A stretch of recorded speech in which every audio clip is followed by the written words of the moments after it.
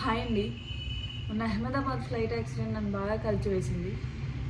అసలు ఏం జరిగింది, ఎంతమంది చనిపోయారు అనే విషయం మనకు తెలిసిందే. యాక్సిడెంట్లో 270 మంది ప్రాణాలు, మరెందరో జీవితాలు, అనేక కుటుంబాల ఆశలు ఆశయాలు అన్నీ ఈ ఒక్క యాక్సిడెంట్ తోటి చెల్లాచెదురైపోయాయి.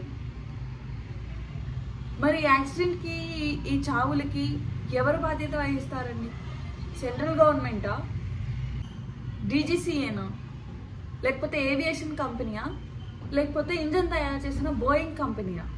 ఇవన్నీ పక్కన పెడితే మనకిప్పుడు NIA, UK and USA teams investigation చేస్తున్నాయి. అసలు నిజాలేంటో అక్కడ బయటపడతాయి.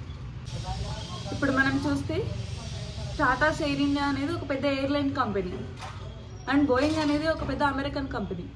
మరి ఈ రెండు కంపెనీలు కలిసి నిజాలు ఏమన్నా బయటికి రానిస్తారా, లేకపోతే 8,000